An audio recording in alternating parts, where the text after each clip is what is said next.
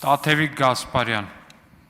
Շնորհակալություն։ Տիկին Գալստյան, դուք եւ ձեր ելույթում եւ հարց ու պատասխանի ընթացքում մի քանի անգամ նշեցիք, որ հանձնաժողովում ձեր աշխատանքը կրելու է ներառական բնույթ,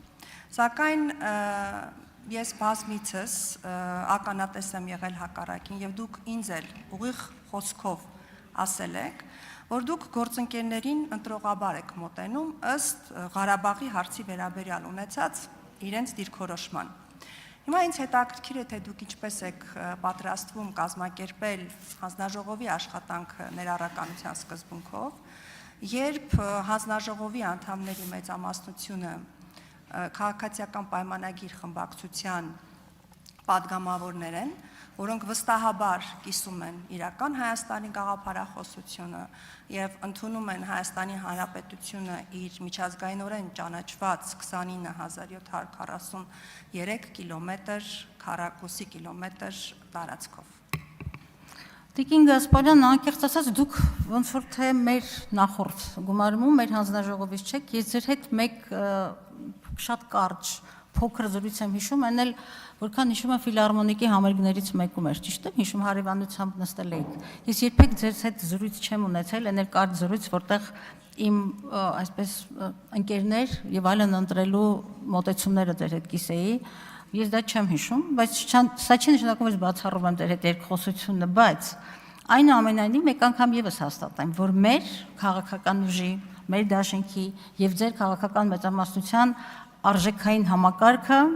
ուղղակի բևեռայնորեն տարբերվում է միմյանցից եւ դա բնական է եւ այդպես է նաեւ քաղաքական համակարգը։ Մենք բոլորովին հակադիր վերաբերմունք ունենք Արցախի խնդրի լուծմանը, գերիների վերադարձի, չգիտեմ վերադարձի իրավունքի եւ առհասարակ մենք չենք կարող նույն քաղաքական արժեհամակարգը կիսել։ Սա շատ բնական քաղաքական ընտրություն է։ Բայց ազգային ժողովի կրթություն, գիտություն, մշակույթ այդ հանձնաժողովը, որտեղ ես աշխատել եմ վերջին 5 տարիներին, նաև ամենակոշտ իրականության պայմաններում, անհանդուրժողականության, հայհոյախոսության պայմաններում, իսկ այս ամբիոնը այդ գեներատորն է եղել, ես նաև կարողացել եմ, այսպես ասած, հանձնաժողովում, չեմ հիշում 3 կամ 4 նախագծեր են ընդունվել, եւ դա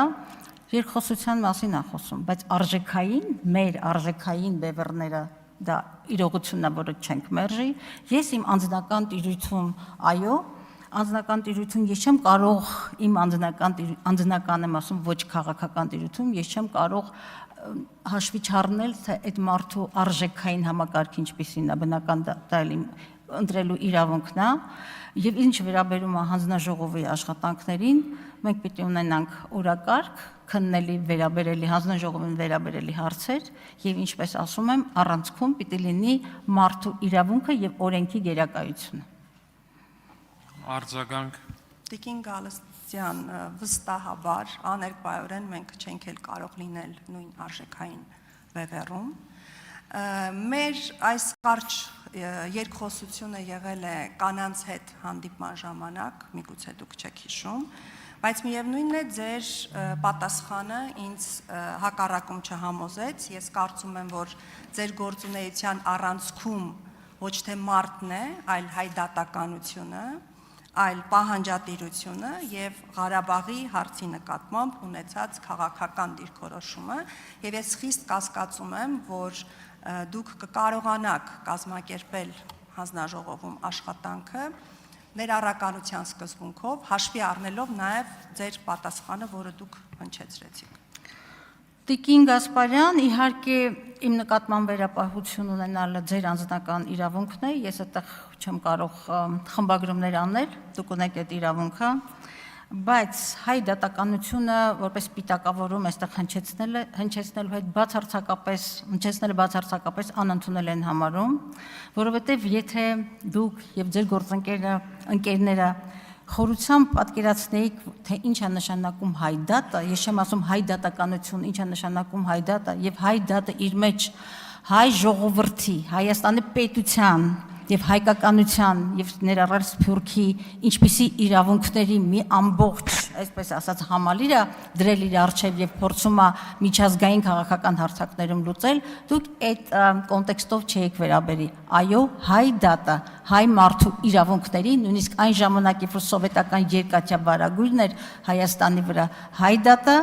Իշնորիվ Սփյուռքի եւ հայ հեղափոխական դաշնակցության կազմակերպական աջակցության Սփյուռքում կարողացել է հայեցի պահել հայ մարդուն, կարողացել է դաշնակցությունը դպրոց, կրթություն, մշակույթ, բարեսիրություն եւ այսպես բասկերակով ուժեղ Սփյուռքապահել եւ հակառակ Եղոյանի բազմաթիվ հաստատումների ես ուզում եմ կրկնել այդ համոզումս, որ Հայաստանը ուժեղ է Սփյուռքով, ինչպես եւ Սփյուռքը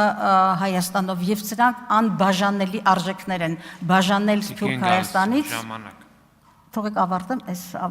նախադասությունը, բաժանել Սփյուռք Հայաստանից նշանակում է չգիտակցել Սփյուռքի ռազմավարական նշանակությունը եւ հայկականության անժարմանցելի շահերն ու իրավունքները։ Հավանիչ տեսանյութը եւ բաժանորդագրվիչ նորությունները բաց չթողնելու համար